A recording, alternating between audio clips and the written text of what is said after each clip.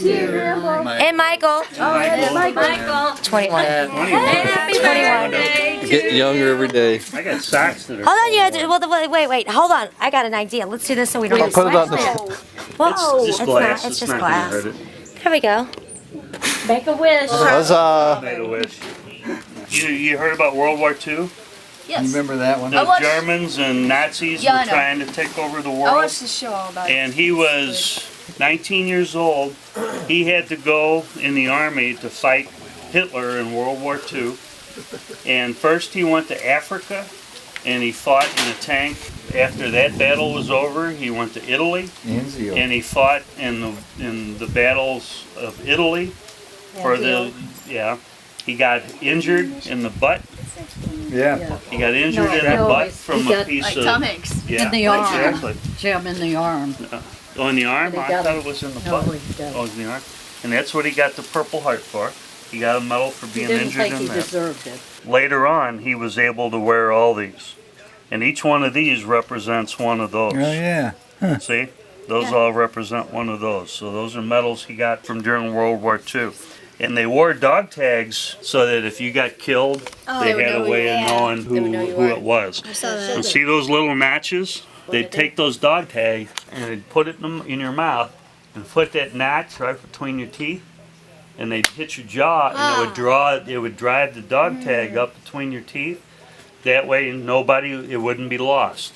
They'd When you always know died. if a man got When you were killed. dead. That was kind of like a tag of who he was. And this he would wear either on his hat. They had different hats that they wore. This I won't tell you what they called it. It was dirty, but they had different hats, and he wore this one on his other hat. Then you can't see it, but on this shoulder right here was this emblem. That means he was in the 191st Tank Battalion, and they were part of the 3rd Army, which was General Patton. You ever heard of General Patton? Cameron. George Patton? Come on, you guys. You haven't watched the movie? Peyton, that movie that you ran out of the room. After What's the 5 name of minutes that movie? with Patton. Patton. Patton, yeah. Yeah, George C. Scott. yeah. Well, he was in that. And this is his rank. He was a corporal, and he would wear it on that sleeve, but you don't see it in the picture. Now his tank used to fire exploding shells. It was like a cannon. It fired cannons. But towards the end of the war, they were going to change it over to a flamethrower, one that shot flames. Because if you're in a hole underground, the cannon doesn't really get you, but if they shoot flames down in there, it gets them. So he was sitting waiting for them to take his tank and change it from being a cannon over to a flamethrower. And while he was sitting there just waiting for that to happen, this German tank they called a half-track goes running across the field right in front of where they're just sitting there. Well, they're at war, and his job was to shoot the enemy and to keep them from hurting us. So he shot the guy with the tank, and his tank blew up. And the guy got out and was running away. And the man on his tank that ran the machine gun shot him with the machine gun. And then Grandpa went and took that pistol. My favorite grandpa.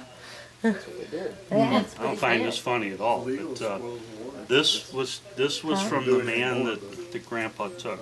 But this is why we call it tokens of glory, memoirs or memories of a tank man, because that's kind of stuff that happened to him during the war. Yeah. You know, if you can imagine taking somebody's life, having to kill somebody when it was against your beliefs and against your religion, and this stuff reminded him of that.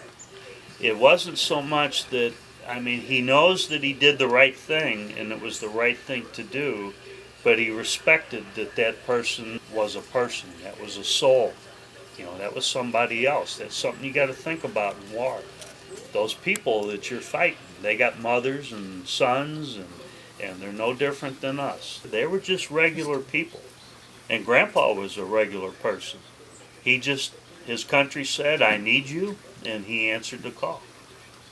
Now, you guys promise me when you got your grandkids, In the closet. you'll pass the story on. Because you know what? If he had not done that, the world would be completely different than it is now. Hitler might be in charge, or he'd be dead by now, but the people that were with him